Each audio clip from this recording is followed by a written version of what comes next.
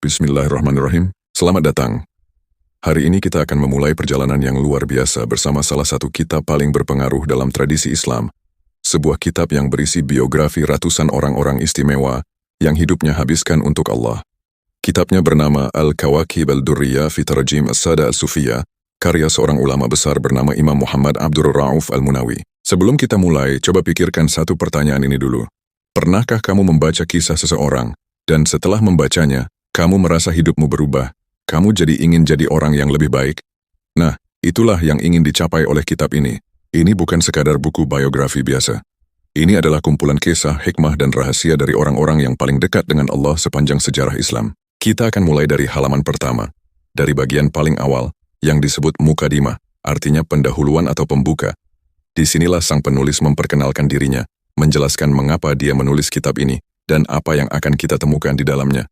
Ini adalah skrip pertama kita, jadi tidak ada yang perlu diulang dari sebelumnya. Kita mulai dari nol, bersama-sama. Oke, siap? Mari kita masuk. Bismillahirrahmanirrahim. Bismillahirrahmanirrahim. Dengan menyebut nama Allah yang Maha Pengasih lagi Maha Penyayang. Nah, sebelum kita lewati terlalu cepat, perlu kita sadari bahwa kalimat pembuka ini bukan basa-basi. Dalam tradisi ulama Islam, memulai sesuatu dengan basmalah, ya, Bismillahirrahmanirrahim, itu sebuah pernyataan teologis yang dalam. Artinya, apapun yang saya tulis di sini saya lakukan bukan atas nama saya sendiri. Saya lakukan atas nama Allah. Saya minta berkah dan pertolongannya. Imam Al-Munawi memilih memulai kitabnya dengan cara ini, karena memang Rasulullah Shallallahu Alaihi Wasallam bersabda, dalam sebuah hadits yang sangat terkenal, setiap urusan penting yang tidak dimulai dengan Bismillah, maka ia terputus. Dalam arti lain, ia tidak mendapat keberkahan. Jadi memulai dengan basmalah bukan ritual, tapi pernyataan bahwa seluruh kitab ini adalah ibadah. Lanjut ke kalimat berikutnya. Alhamdulillahilladzi saqa awliya'ahu wa a'azima ibadihi min ka'si wadadihi, ma adhalahum 'anis suhadi wal kara, wa shaghalahum bihi 'amma siwahu, fahamu lima istahamu, wa ma kanatil aghyaru 'indahum illa hadithan yuftara, wa analahum min 'awatifihi wa manhahum min mawahibihi ma ghayyabahum 'anil wara.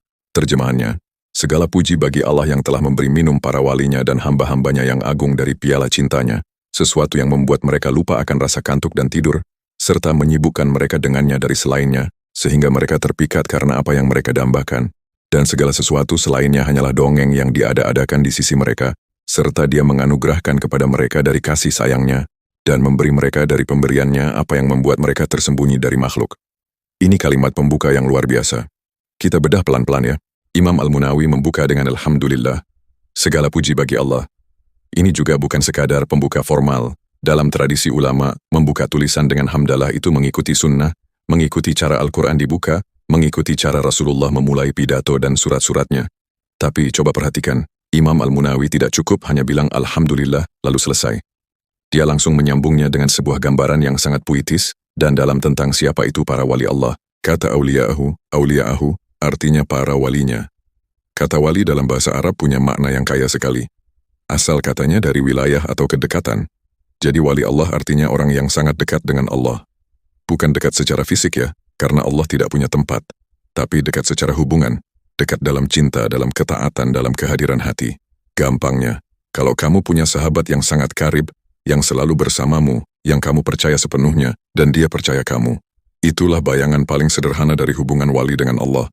Tapi tentu saja di tingkat yang jauh lebih tinggi dan lebih mulia. Lalu Imam Al-Munawi memakai sebuah gambaran yang indah sekali. Kasih wadadihi, piala cintanya. Bayangkan ada sebuah piala, dan Allah sendiri yang menuangkan minuman dari piala itu kepada para walinya. Minuman apa? Minuman cinta. Minuman kedekatan. Dan ketika mereka meminumnya, apa yang terjadi? Ma adhalahum 'anis suhadi wal kara. Sesuatu yang membuat mereka lupa akan kantuk dan tidur. Kata suhadu artinya terjaga, atau tidak bisa tidur, dan al-kara artinya rasa kantuk atau tidur. Kenapa dua kata ini disebut bersama? Karena ini menggambarkan dua ujung ekstrem kondisi manusia, saat terjaga dan saat tertidur. Artinya, di kedua kondisi itu, baik ketika mereka terjaga maupun ketika mereka seharusnya tidur, pikiran dan hati mereka tetap tertuju pada Allah. Mereka tidak bisa lepas dari Allah bahkan di saat tidur pun. Coba bayangkan, kamu punya hobi yang kamu cintai banget, katakanlah sepak bola, atau musik, atau game. Bahkan saat tidur, kamu mimpi tentang itu. Nah, itulah gambaran paling kasar dari apa yang dirasakan para wali terhadap Allah. Bedanya, ini bukan sekadar hobi. Ini cinta yang sejati dan yang menuangkan cinta itu adalah Allah sendiri. Lanjut, wasyagalahum bihi amma siwahu. Dan menyibukkan mereka dengannya dari selainnya. Perhatikan kata syagala, artinya menyibukkan. Ini bukan mereka yang memilih untuk sibuk. Allah lah yang menyibukkan mereka. Ada nuansa bahwa ini adalah anugerah, bukan beban. Allah mengisi hati mereka dengannya sendiri, sehingga tidak ada lagi tempat kosong untuk hal-hal lain yang tidak penting. Fahamu limastahamu, sehingga mereka terpikat karena apa yang mereka dambakan.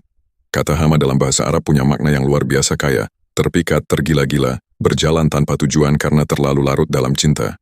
Dalam puisi Arab klasik, kata ini sering dipakai untuk menggambarkan orang yang jatuh cinta sangat dalam sampai seperti kehilangan akal. Dalam artian positif, pikirannya dipenuhi oleh yang dicintai. Di sini, Imam Al-Munawi memakai kata ini untuk menggambarkan kondisi para wali yang begitu larut dalam cinta kepada Allah. وَمَا كَانَتِ الْأَغْيَارُ عِنْدَهُمْ إِلَّا حَدِيثًا يُفْتَرَى. Dan segala sesuatu selainnya hanyalah dongeng yang diada-adakan di sisi mereka. Kata al-aghyar, ini istilah teknis dalam dunia tasawuf. Artinya, yang selain Allah, dunia, harta, kedudukan, semua hal yang biasanya membuat manusia sibuk. Bagi para wali, semua itu terasa seperti cerita yang dibuat-buat, tidak nyata, tidak penting dibanding Allah. Ini bukan berarti mereka tidak makan atau tidak bekerja ya, tapi hati mereka tidak terikat pada semua itu. Lalu kalimat penutup paragraf ini, wa analahum min awatifihi wa manhahum min mawahibihi ma ghayabahum 'anil wara. Dan dia menganugerahkan kepada mereka dari kasih sayangnya dan memberi mereka dari pemberiannya apa yang membuat mereka tersembunyi dari makhluk. Perhatikan ada dua kata yang dipakai sekaligus, awatif, dan mawahib. Keduanya bermakna pemberian, tapi punya nuansa berbeda. Awatif lebih ke kasih sayang yang keluar dari dalam, seperti rasa empati, kelembutan. Sementara mawahib lebih ke karunia yang diberikan dari luar, bakat, pemberian, kemampuan luar biasa. Imam Al-Munawi menyebut keduanya sekaligus untuk mengatakan, Allah memberikan kepada para wali itu dari dalam, cinta dan kasih sayang yang mendalam, dan dari luar, kemampuan dan karunia yang istimewa.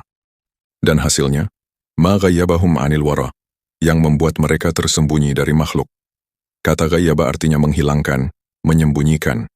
Ini merujuk pada konsep fana dalam tasawuf, kondisi di mana seseorang begitu tenggelam dalam kehadiran Allah, sehingga seolah-olah dia tidak ada bagi dunia luar. Bukan berarti dia menghilang secara fisik, tapi kesadarannya, hatinya, sepenuhnya di sisi Allah. Masih ikut ya? Bagus. Kita lanjut ke kalimat berikutnya yang sangat penting. وَتَوَعَدَ مَنْ نَاوَأَهُمْ وَآذَانَ مَنْ عَادَاهُمْ بِحَرْبٍ مِنَ اللَّهِ وَرَسُولِهِ فَيَا لَهُ مِنْ وَعِيدٍ مَا أَشَدَّهُ لِمَنْ عَقَلَ وَدَرَى. Terjemahannya, dan dia mengancam orang yang memusuhi mereka serta memaklumkan perang dari Allah dan Rasulnya kepada orang yang memerangi mereka, maka alangkah kerasnya ancaman itu bagi orang yang berakal dan mengerti. Ini kalimat yang mengandung peringatan keras. Imam Al-Munawi mengingatkan, setelah memuji para wali dengan pujian yang luar biasa, bahwa memusuhi mereka itu bukan perkara main-main. Kata tawa'ada artinya mengancam, memberikan peringatan. Kata nawa'ahum artinya memusuhi mereka, menentang mereka. Dan kata adzana artinya mengumumkan, memaklumkan, seperti azan yang diumumkan ke semua orang. Artinya, Allah bukan hanya marah diam-diam, tapi dia mengumumkan perang terhadap siapa saja yang memusuhi walinya. Ini merujuk pada hadis qudsi yang sangat terkenal, yang diriwayatkan dalam Sahih Al-Bukhari. Allah berfirman, dan ini Allah berbicara langsung, ini hadis qudsi ya. Allah berfirman, barang siapa memusuhi waliku, maka sesungguhnya aku telah memaklumkan perang terhadapnya. Coba bayangkan betapa seriusnya ancaman ini. Ini bukan ancaman dari sesama manusia, bukan ancaman dari raja atau presiden. Ini ancaman langsung dari Allah, Sang Pencipta semesta alam. Siapa yang bisa menang melawan Allah? Tidak ada. Imam Al-Munawi menutup kalimat ini dengan seruan yang penuh perasaan. Fayalahu min wa'idin ma asyaddahu liman aqala wadara. Maka alangkah kerasnya ancaman itu bagi orang yang berakal dan mengerti. Kata akala artinya menggunakan akal, dan dara artinya memahami, mengerti dengan dalam. Mengapa kedua kata ini disebut bersama? Karena ada perbedaan antara tahu secara akal dan mengerti secara hati. Seseorang bisa tahu ancaman ini tapi tidak benar-benar merasakannya. Imam Al-Munawi mengingatkan, bagi yang sungguh-sungguh menggunakan akalnya dan benar-benar memahaminya, ancaman ini seharusnya membuat bulu kuduk berdiri. Oke, tarik napas dulu ya. Kita sudah melewati bagian awal hamdalah yang penuh makna. Sekarang kita masuk ke bagian salawat kepada Nabi Muhammad sallallahu alaihi wasallam ala sayyidil awliya wa maswadi khulasatil asfiya alladhi irtaqa bihi sab'an shidadan wa abada man admara al-batila i'tiqadan wa hama awliya'ahu fama darrahum man 'ada ila al-batili wa kada wa 'ada sayyidina Muhammadin wa alihi wa sahbihi alladhina tasabaqu fi halbatil huda jihadan wa jumi'at jawahiru hikamihim ala jidiz zamani mathna wa thulatha wa furada. Terjemahannya, serta salawat dan salam semoga tercurah kepada pemimpin para wali dan pemuka intisari orang-orang pilihan yang telah naik melampaui 7 langit yang kokoh dan membinasakan orang yang menyembunyikan kebatilan dalam keyakinannya, serta melindungi para walinya sehingga orang yang kembali pada kebatilan, berbuat tipu daya, dan memusuhi tidaklah membahayakan mereka, yaitu junjungan kita Muhammad, beserta keluarga dan para sahabatnya, yang berlomba-lomba di arena petunjuk dalam berjihad, dan mutiara-mutiara hikmah mereka terkumpul di atas leher zaman secara berpasang-pasangan, bertiga-tiga, dan sendiri-sendiri. Ini bagian salawat. Dan sekali lagi, Imam Al-Munawi tidak sekadar menulis salawat biasa. Beliau menulis salawat yang penuh dengan gambaran indah dan dalam tentang Nabi Muhammad sallallahu alaihi wasallam. Perhatikan gelar pertama yang beliau pakai, Sayyidil Awliya'i, pemimpin para wali. Bukan sekadar wali biasa, tapi pemimpin semua wali. Ini pernyataan teologis yang jelas. Nabi Muhammad adalah puncak dari seluruh kewalian. Semua wali yang lain, setinggi apapun derajat mereka, tetap berada di bawah Nabi Muhammad dalam hal kedekatan dengan Allah. Lalu, wa maswadi khulasatil asfiya, pemuka intisari orang-orang pilihan. Kata maswad artinya yang dijadikan pemimpin, yang diakui keunggulannya. Kata khulasat artinya intisari, saripati, yang terbaik dari yang terbaik. Dan al-asfiya artinya orang-orang pilihan. Dari kata safa yang artinya jernih, bersih. Jadi gambaran ini, bayangkan seluruh umat manusia adalah lautan, para nabi dan wali adalah airnya yang jernih, dan Nabi Muhammad adalah intisari, saripati paling murni dari air yang sudah jernih itu, alladhi irtaqa bihi sab'an shidadan, yang telah naik melampaui 7 langit yang kokoh. Ini merujuk pada peristiwa Isra Mi'raj, perjalanan malam Nabi Muhammad dari Masjidil Haram ke Masjidil Aqsa, kemudian naik ke langit-langit, hingga melampaui langit ke-7, hingga ke tempat yang tidak pernah dicapai oleh makhluk lain manapun, bahkan Jibril pun tidak bisa melewatinya. Kata syidad artinya kokoh, kuat, tak tergoyahkan. 7 langit itu digambarkan sebagai sesuatu yang sangat besar dan kokoh, tapi Nabi Muhammad melaluinya, wa abada man admara al-batila i'tiqadan, dan membinasakan orang yang menyembunyikan kebatilan dalam keyakinannya. Ini merujuk pada peran Nabi Muhammad dalam melawan kemunafikan dan kesesatan, bukan hanya lawan yang nyata, tapi bahkan mereka yang pura-pura beriman sementara dalam hatinya menyembunyikan kebatilan. Ajaran Nabi Muhammad pada akhirnya membinasakan kebatilan itu, tidak bisa bertahan. Wahama awliya'ahu fama darrahum man 'ada ilal batili wa kada wa 'ada, serta melindungi para walinya sehingga orang yang kembali pada kebatilan, berbuat tipu daya, dan memusuhi tidaklah membahayakan mereka. Perhatikan 3 kata berturut-turut, ada, kembali pada kebatilan, kada, berbuat tipu daya, dan ada, memusuhi. Ini 3 tingkat ancaman yang semakin berat. Ada yang hanya kembali ke jalan salah sendiri, ada yang berbuat makar, ada yang terang-terangan memusuhi. Tapi semua itu tidak bisa membahayakan para wali yang dilindungi oleh Allah melalui nabinya. Kemudian pujian dilanjutkan kepada keluarga dan sahabat Nabi, alladzina tasabaqu fi halbatil huda jihadan, yang berlomba-lomba di arena petunjuk dalam berjihad. Kata halbat artinya arena, seperti arena pacuan kuda. Imam Al-Munawi menggunakan metafora arena perlombaan untuk menggambarkan para sahabat. Mereka seperti para peserta lomba yang semangat, berlomba-lomba dalam kebaikan, dalam dakwah, dalam jihad.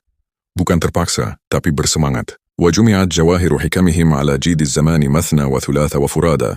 Dan mutiara-mutiara hikmah mereka terkumpul di atas leher zaman secara berpasang-pasangan, bertiga-tiga, dan sendiri-sendiri. Ini gambaran yang sangat puitis. Jawahir artinya permata, mutiara. Jid artinya leher. Az-zaman artinya zaman, masa. Jadi Imam Al-Munawi menggambarkan, hikmah-hikmah para sahabat itu seperti kalung permata yang menghiasi leher zaman. Indah, berkilau, tak ternilai. Dan tersebar sebagaimana kalung itu tersusun dari permata yang berjejer. Ada yang berpasangan, ada yang berklaster 3, ada yang sendiri-sendiri. Maknanya, hikmah itu tersebar di berbagai waktu dan tempat, tidak pernah habis. Sampai sini paham ya? Kita sudah selesai dengan bagian pembuka pujian kepada Allah dan salawat kepada Nabi. Sekarang kita masuk ke bagian yang lebih personal. Imam Al-Munawi mulai berbicara tentang dirinya sendiri dan mengapa dia menulis kitab ini. وبعد فإن الله تعالى أوجب على المؤمنين محبة الأولياء والعلماء الأمجاد وذم من ينقص بعضهم لموالاة بعضهم جهلا لسوء الاعتقاد كيف وهم أمناء الإيمان وحكماء الأنام وشموس الإسلام عين أعيان خاصة الملك العلام. Terjemahannya selanjutnya, sesungguhnya Allah Ta'ala telah mewajibkan atas orang-orang mukmin untuk mencintai para wali dan ulama yang mulia, dan mencela orang yang meremehkan sebagian mereka, karena fanatik kepada sebagian yang lain, akibat ketidaktahuan dan keyakinan yang buruk. Bagaimana mungkin, padahal mereka adalah para penjaga iman, orang-orang bijak di antara umat manusia, matahari-matahari Islam, dan inti dari orang-orang pilihan Sang Raja yang Maha Mengetahui? Ini sangat penting. Imam Al-Munawi di sini menyampaikan sebuah pernyataan teologis sekaligus peringatan sosial. Wa ba'du anda selanjutnya atau adapun kemudian. Kata wa ba'du ini adalah kata transisi klasik dalam tulisan Arab. Fungsinya seperti, oke, sekarang kita masuk ke inti pembicaraan. Setelah semua pujian dan salawat, sekarang Imam Al-Munawi mulai bicara langsung. Aujaba 'alal mu'minina mahabbatal awliya'i wal ulama'il amjad. Allah mewajibkan atas orang-orang mukmin untuk mencintai para wali dan ulama yang mulia. Kata aujaba artinya mewajibkan, ini dari kata wajib.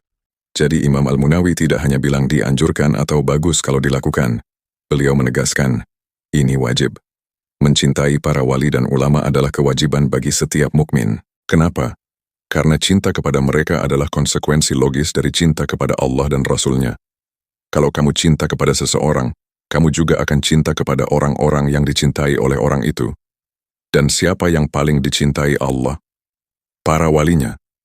Maka mencintai wali-wali Allah adalah bagian dari mencintai Allah itu sendiri. وَذَمَّ مَنْ يَنْقُصُ بَعْضَهُمْ لِمُوَالَاةِ بَعْضِهِمْ جَهْلًا لِسُوءِ الْاعْتِقَادِ. Dan mencela orang yang meremehkan sebagian dari mereka karena fanatik kepada sebagian yang lain akibat ketidaktahuan dan keyakinan yang buruk. Ini sangat relevan dengan realita yang terjadi di masyarakat. Imam Al-Munawi sedang mengingatkan tentang fenomena yang kita semua mungkin pernah lihat.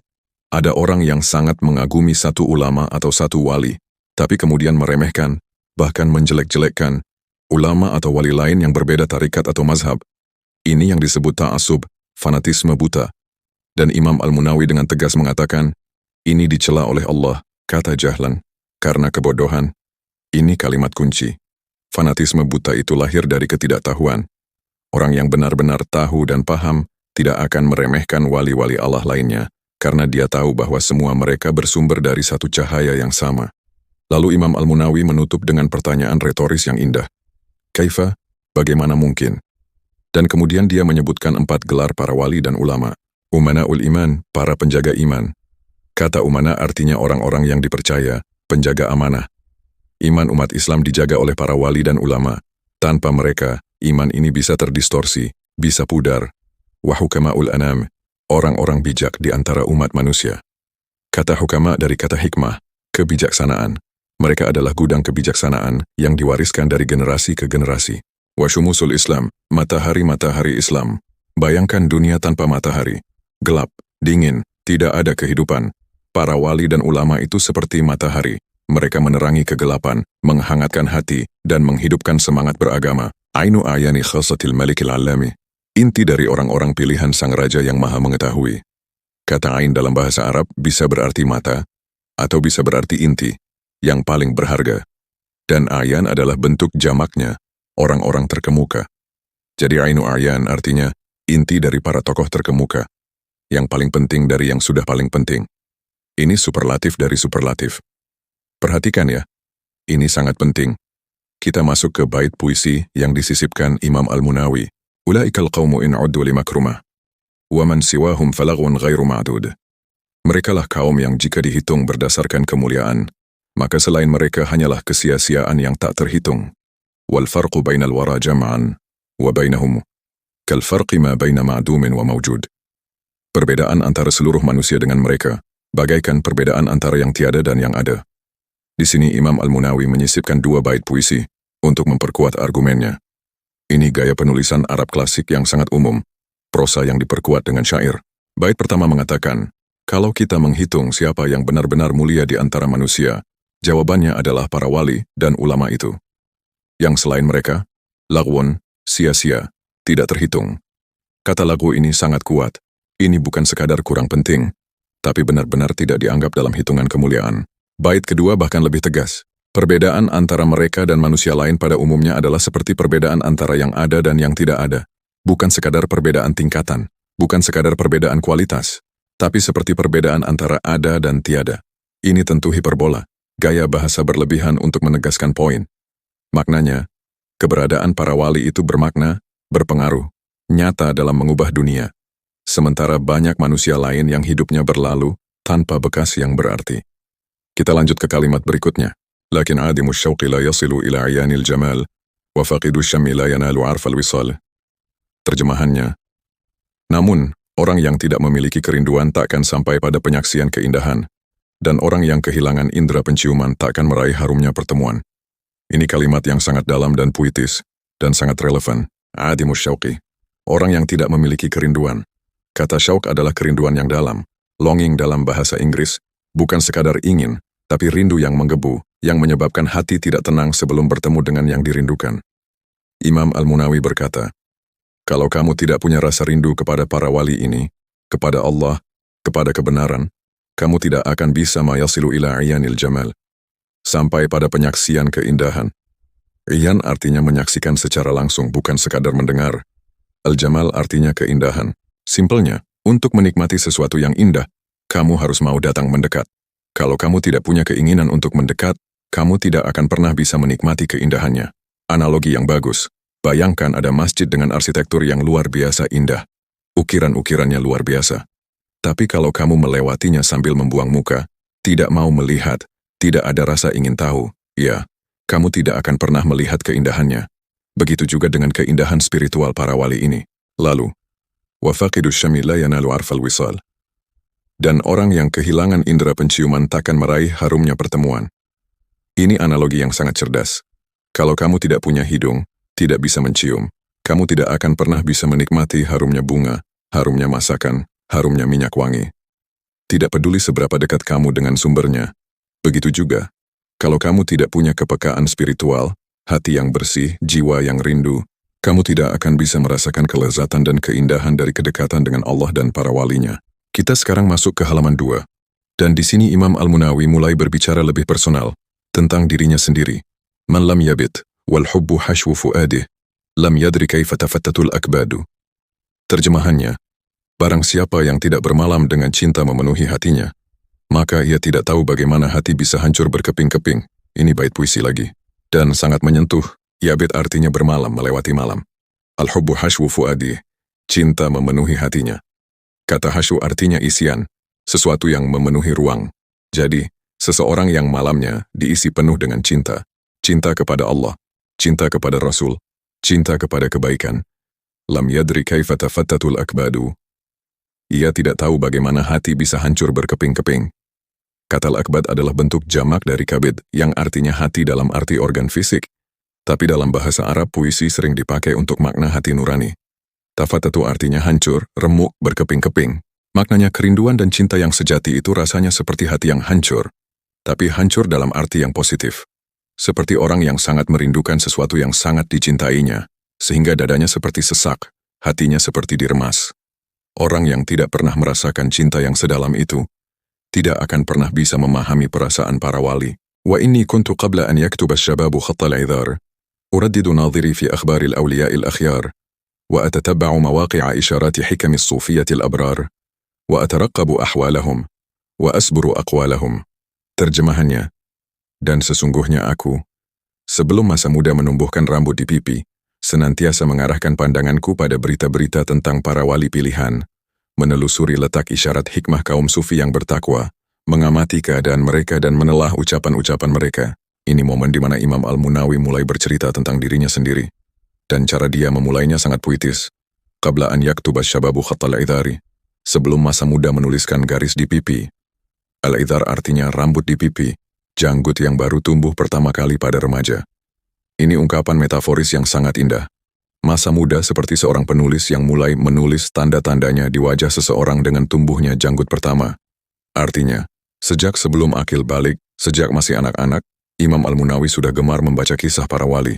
Uraddidu nadhiris mengarahkan pandanganku berulang-ulang. Kata raddada artinya mengulang-ulang. Jadi bukan sekadar baca sekali.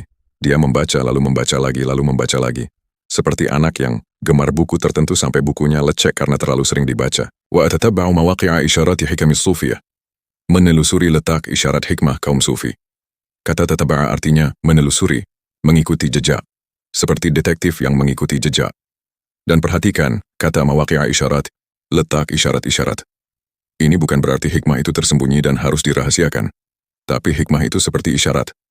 Perlu kepekaan untuk memahaminya. Perlu hati yang siap untuk menerimanya. Wa ataraqabu ahwalahum wa asburu aqwalahum. Mengamati keadaan mereka dan menelaah ucapan-ucapan mereka. Dua kata kerja yang menarik. Taraqaba artinya mengamati dengan sabar, menunggu dan memperhatikan, seperti seseorang yang mengamati alam dengan teliti. Dan sabara artinya mengukur kedalaman, menyelami, asalnya dari kata yang dipakai untuk mengukur kedalaman sumur atau laut. Jadi Imam Al-Munawi tidak hanya membaca kisah para wali secara dangkal, tapi benar-benar menyelami dan mengukur kedalaman makna ucapan-ucapan mereka. Atani hawaha qabla an a'rif al-hawa, fasadafa qalban khalian fatamakkana terjemahannya. Cinta kepadanya datang kepadaku sebelum aku mengenal apa itu cinta, maka ia menemukan hati yang kosong, sehingga ia pun menetap dengan kuat. Ini bait puisi yang luar biasa indah, dan sangat jujur secara emosional. Cinta kepadanya, maksudnya cinta kepada ilmu, kepada para wali, kepada tradisi sufi, datang kepadaku sebelum aku mengenal apa itu cinta. Artinya, sebelum Imam Al-Munawi dewasa, sebelum dia tahu tentang cinta-cintaan ala remaja pada umumnya, dia sudah jatuh cinta pada dunia keilmuan dan spiritualitas ini. Cinta itu datang lebih dulu. Fasadafa qalban khalian fatamakkana. Maka ia menemukan hati yang kosong, sehingga ia pun menetap dengan kuat. Kata khalian artinya kosong, hati yang belum terisi oleh kecintaan duniawi, oleh kesibukan yang bermacam-macam. Dan karena kosong, cinta kepada ilmu dan spiritualitas itu langsung menetap dengan kuat. Tamakkana artinya mengukuhkan diri, mengakar. Analoginya begini. Kalau kamu mau menanam tanaman di pot yang sudah penuh dengan tanah keras dan batu, tanaman itu susah tumbuh. Tapi kalau kamu menanam di tanah yang gembur dan kosong, tanaman itu akan langsung berakar kuat. Hati anak-anak yang belum terkontaminasi oleh banyak hal duniawi, itulah tanah yang paling subur untuk ditanami cinta kepada Allah dan ilmunya. Oke, kita masuk ke bagian yang sangat penting. Imam Al-Munawi menjelaskan bagaimana kitab ini lahir. Hatta hasaltu min dhalika ala fawaid aliyatin, وحكم شامخات ساميات فألهمت أن أقيد ما وقفت عليه في ورقات وأن أجعله في ضمن التراجم كما فعله بعض الأعاظم الأثبات فأنزلت الصوفية في طبقات وضربت لهم في هذا المجموع سرادقات ورتبتهم على حروف المعجم 10 طبقات كل 100 سنة طبقة. Terjemahannya, hingga dari hal tersebut aku memperoleh faedah-faedah yang tinggi dan hikmah-hikmah yang luhur lagi mulia. Maka aku pun diilhami untuk mencatat apa yang aku temukan dalam beberapa lembar kertas dan menjadikannya dalam bentuk biografi, sebagaimana yang dilakukan oleh sebagian ulama besar yang terpercaya. Maka aku menempatkan kaum sufi tersebut ke dalam tingkatan-tingkatan, dan aku membangunkan bagi mereka pavilion-pavilion dalam himpunan ini, serta menyusun mereka berdasarkan urutan abjad ke dalam 10 tingkatan, setiap 100 tahun satu tingkatan. Ini adalah penjelasan teknis tentang struktur kitab. Tapi cara Imam Al-Munawi menyampaikannya tetap penuh dengan keindahan bahasa. Fa'ulhimtu, maka aku diilhami. Kata ini sangat penting. Ilham dalam bahasa Arab artinya inspirasi yang datang dari Allah, bukan sekadar ide yang muncul sendiri dari pikiran. Imam Al-Munawi tidak mengklaim bahwa kitab ini adalah hasil idenya sendiri. Beliau berkata, saya diilhami. Ada kerendahan hati di sini.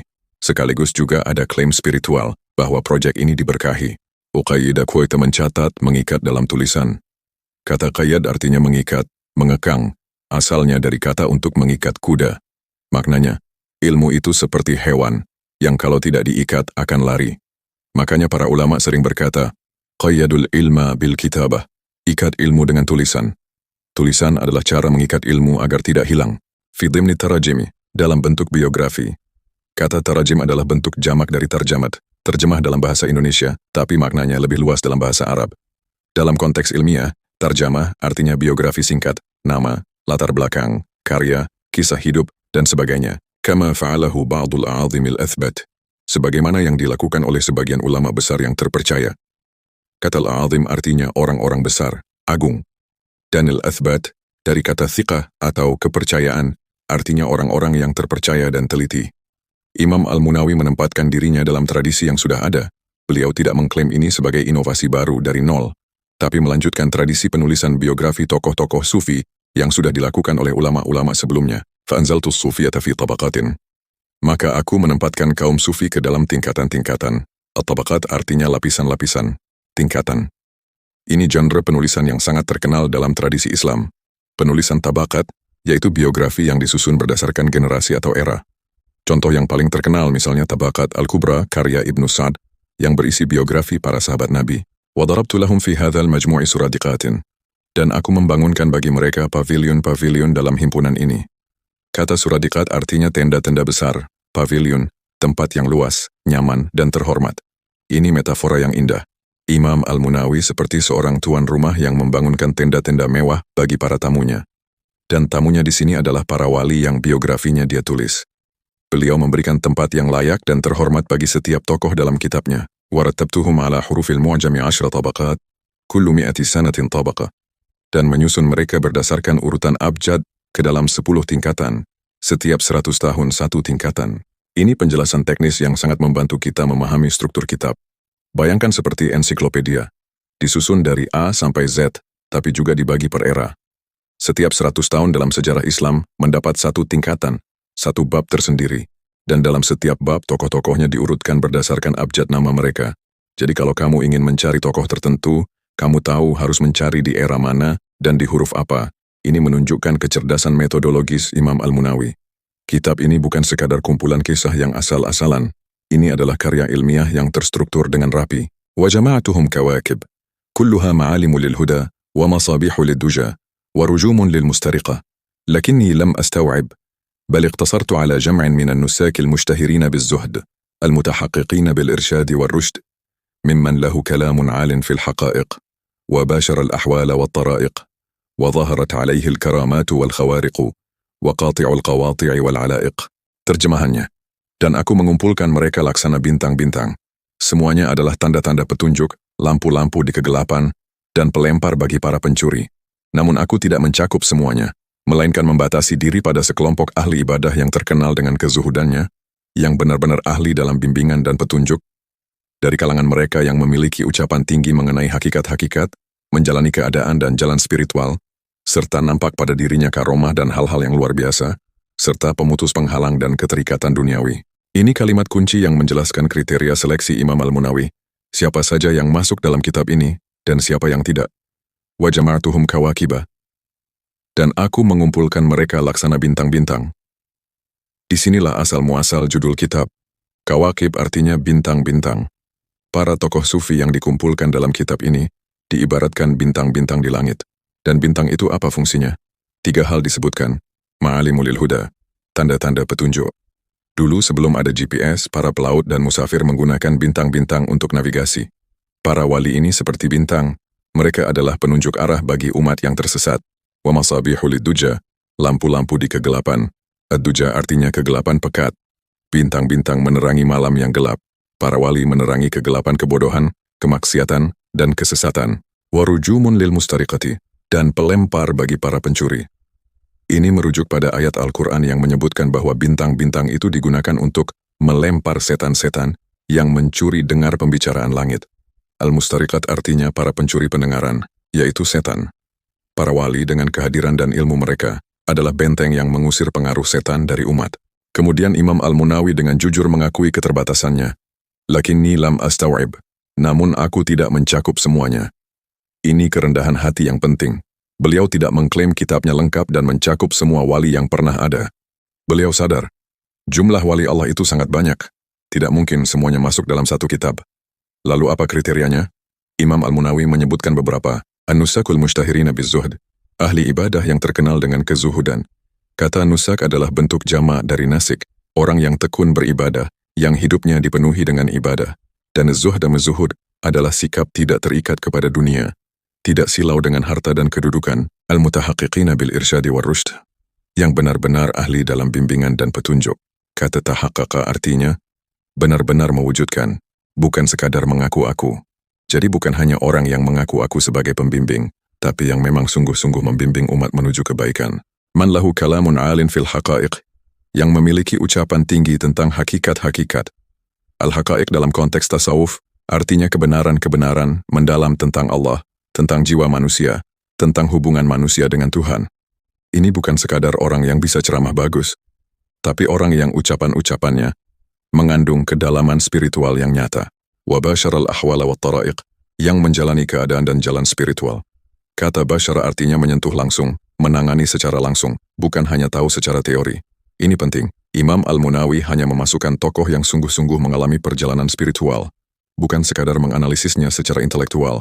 Al-ahwal, keadaan-keadaan spiritual seperti rasa takut, harapan, cinta, rindu. At-tara'iq, jalan-jalan, cara-cara, metode dalam mendekatkan diri kepada Allah. Wa dhaharat alaihi al-karamat wal khawariqu, serta nampak pada dirinya karomah dan hal-hal yang luar biasa. Al-karamat artinya karomah, keistimewaan luar biasa yang Allah berikan kepada para walinya, bukan atas klaim mereka sendiri. Dan al-khawariq artinya hal-hal yang melampaui kebiasaan alam. Ini bukan syarat yang berdiri sendiri, tapi salah satu dari beberapa kriteria.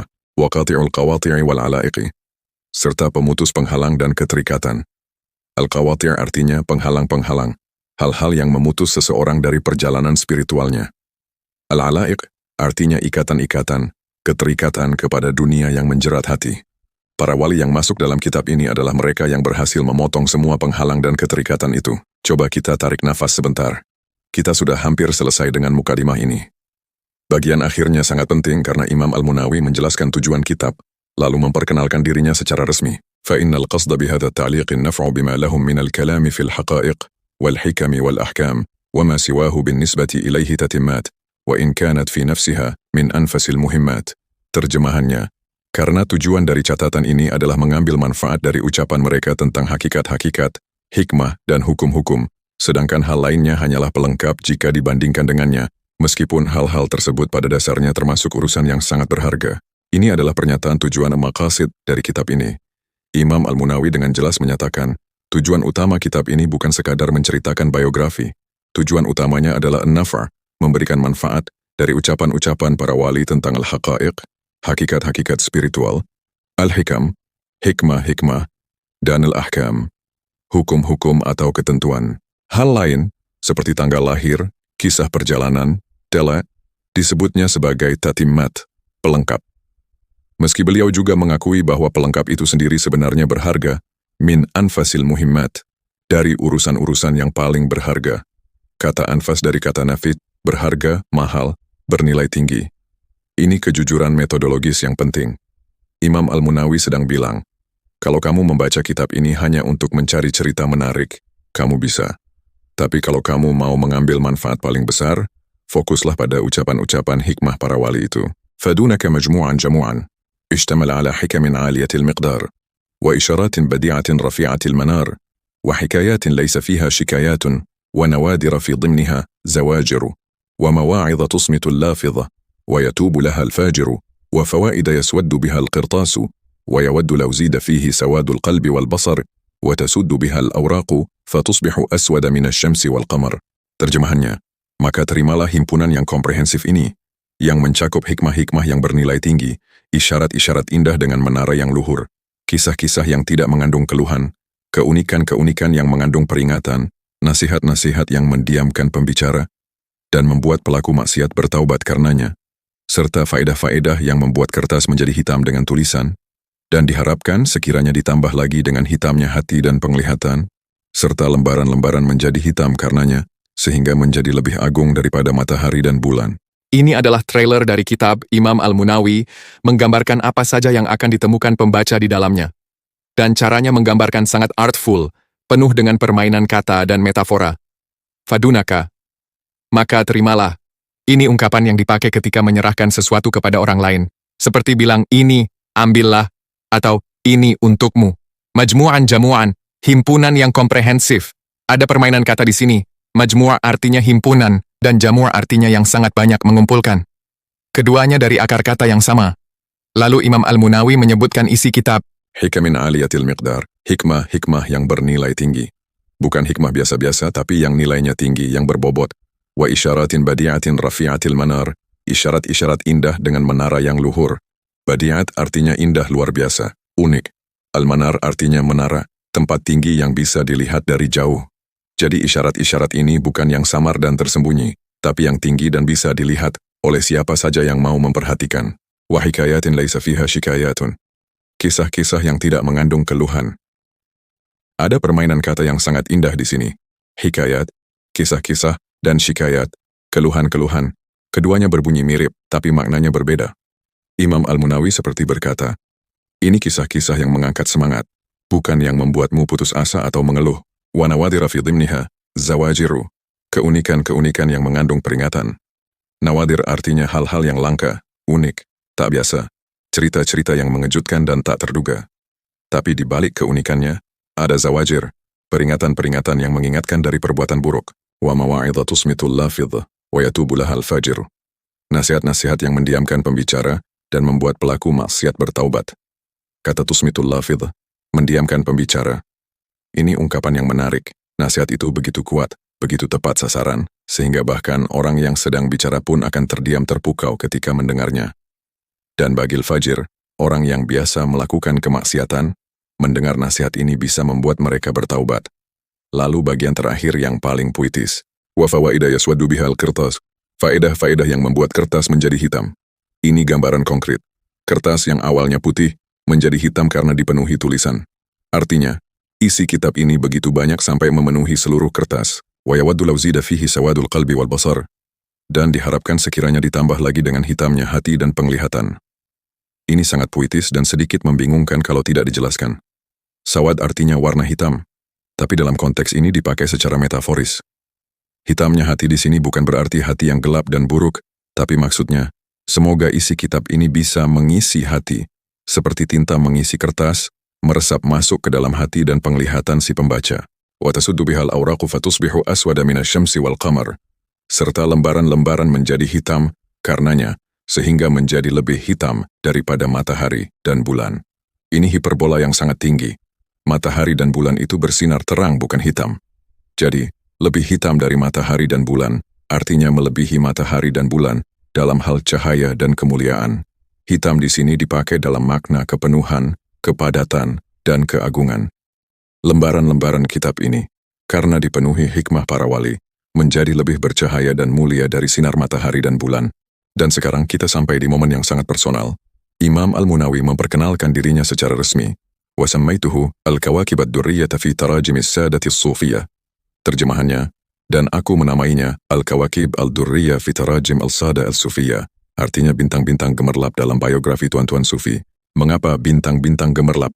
Kata durriyah dari kata dur, mutiara. Atau bisa juga bermakna sangat bercahaya, sangat bersinar. Jadi al-kawakib ad-durriyah, bintang-bintang yang berkilau seperti mutiara. Ini gambaran para wali. Mereka bersinar di langit sejarah Islam seperti bintang-bintang yang menerangi malam. As-sada artinya para tuan, para pemimpin, bentuk jamak dari sayyid. Ini gelar penghormatan untuk para wali. Wa ana afqaru ibadillahi wa ahwajuhum ila altafihi al-khafiyah. Muhammadun al-mad'u Abdur Rauf Salil al-Isabati al-Munawiyah. Wallaha as'alu an yaj'alani min jumlati ahbabih, wa la yu'akhidhani bit-taqsiri fi khidmati janabih.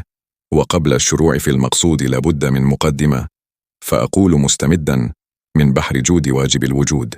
Terjemahannya, dan aku adalah hamba Allah yang paling miskin dan paling membutuhkan kelembutannya yang tersembunyi, Muhammad yang dipanggil Abdur Rauf, keturunan keluarga Al-Munawi. Kepada Allah aku memohon agar menjadikanku di antara kekasih-kekasihnya dan tidak menghukumku karena kelalaian dalam mengabdi padanya. Dan sebelum memulai maksud utama, harus ada sebuah pendahuluan. Maka aku berkata, seraya memohon pertolongan dari lautan kedermawanan Sang Wajibul Wujud. Ini adalah momen perkenalan diri yang sangat mengharukan dan penuh kerendahan hati. Wa ana afqaru ibadillah, dan aku adalah hamba Allah yang paling miskin. Ini bukan miskin dalam arti harta. Al-faqr dalam konteks tasawuf adalah miskin secara hakiki, sadar bahwa dirinya tidak punya apa-apa tanpa Allah. Ini adalah salah satu makam, derajat, tertinggi dalam spiritualitas Islam. Al-faqr lillah. Merasa miskin dan butuh sepenuhnya kepada Allah. Para wali justru membanggakan kemiskinan ini, bukan kekayaan. Wa ahwajuhum ila altafihil khafiyah. Dan yang paling membutuhkan kelembutannya yang tersembunyi. Al-altaful khafiyah, kelembutan-kelembutan tersembunyi. Ini adalah konsep yang sangat indah dalam Islam. Allah punya cara-cara tersembunyi untuk membantu hamba-hambanya. Cara-cara yang tidak terlihat, yang tidak disadari oleh si hamba sendiri, tapi nyata dan efektif. Imam Al-Munawi memohon kelembutan yang tersembunyi ini. Kemudian beliau memperkenalkan dirinya. Muhammadun al-Mad'u Abdur Raufi. Muhammad yang dipanggil Abdur Rauf. Nama aslinya adalah Muhammad, tapi dia lebih dikenal dengan panggilan Abdur Rauf, yang artinya hamba sang penyayang. Dan Salilul Isabatil Munawiyah, keturunan keluarga Al-Munawi. Salil artinya keturunan, anak. Al-Isabah artinya kelompok, keluarga besar.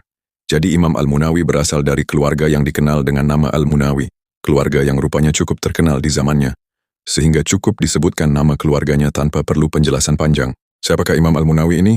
Nama lengkapnya adalah Muhammad Abdur Rauf bin Taj Al-Arifin bin Ali bin Zain Al-Abidin Al-Munawi Al-Qahiri. Ulama Mesir yang hidup pada tahun 952 Hijriah hingga 1031 Hijriah, atau sekitar tahun 1545 hingga 1622 Masehi. Beliau adalah ulama yang sangat produktif, menulis ratusan karya dalam berbagai disiplin ilmu, hadits, fikih, tasawuf, tafsir.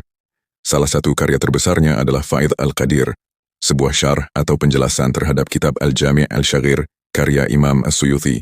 Dan kitab yang sedang kita pelajari ini adalah karya beliau tentang biografi para tokoh sufi. Wallaha as'alu an yaj'alani min jumlati ahbabihi. Kepada Allah aku memohon agar menjadikanku di antara kekasih-kekasihnya.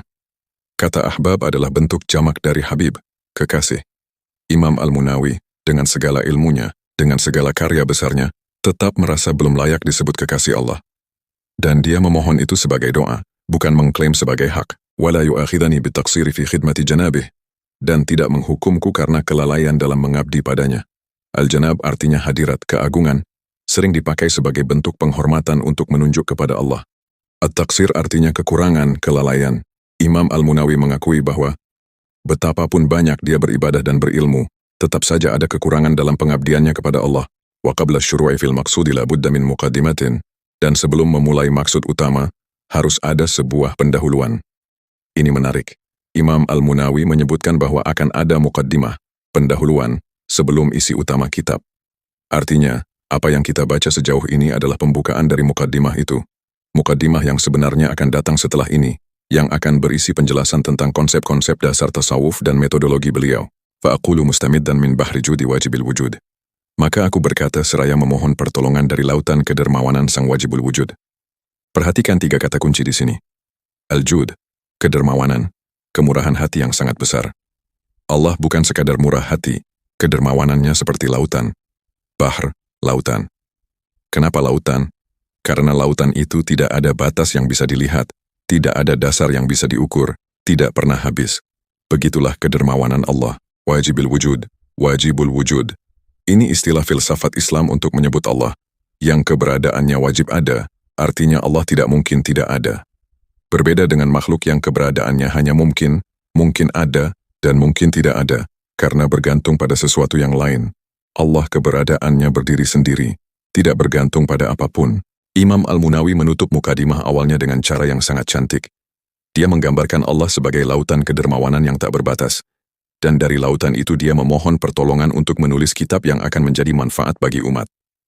Nah, kita sudah selesai dengan seluruh halaman pembukaan, 2 halaman pertama mukadimah ini.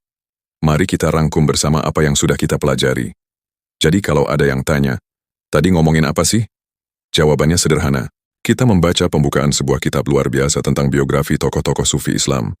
Penulisnya Imam Al-Munawi membuka kitabnya dengan pujian kepada Allah yang menggambarkan para wali sebagai manusia yang telah diminumkan cinta kepada Allah sampai mereka tidak bisa lepas darinya. Lalu beliau mengingatkan bahwa memusuhi para wali itu sangat berbahaya, karena Allah sendiri yang memaklumkan perang terhadap orang yang memusuhi mereka. Kemudian beliau menceritakan perjalanan pribadinya. Sejak kecil, sebelum janggutnya tumbuh, beliau sudah jatuh cinta pada dunia para wali ini. Dan dari kecintaan itulah lahir kitab ini. Kitab yang disusun secara terstruktur, 10 tingkatan berdasarkan era, diurutkan berdasarkan abjad, dan bertujuan utama untuk menyebarkan hikmah dan ucapan mendalam para wali. Imam Al-Munawi menutup pembukaan ini dengan memperkenalkan dirinya dengan sangat rendah hati, menyebut dirinya sebagai hamba Allah yang paling miskin dan paling butuh, lalu menyatakan bahwa dia akan segera memulai pendahuluan sesungguhnya. Ini adalah titik awal yang luar biasa. Bayangkan, kita baru membaca 2 halaman pertama, tapi sudah begitu banyak yang kita pelajari, tentang cinta kepada Allah, tentang siapa para wali, tentang bahaya memusuhi mereka, tentang kerendahan hati seorang ulama besar, dan tentang metodologi penulisan kitab ini. Di sesi berikutnya, kita akan masuk ke muqaddimah yang sebenarnya, di mana Imam Al-Munawi akan menjelaskan konsep-konsep dasar tasawuf dan sufi secara lebih mendalam. Dan percayalah, itu akan semakin menarik. Sampai jumpa di sesi berikutnya. Semoga Allah memberkahi kita semua dengan ilmu yang bermanfaat, dan semoga kita termasuk dalam golongan yang mencintai para walinya. Wallahu a'lam bisyawab.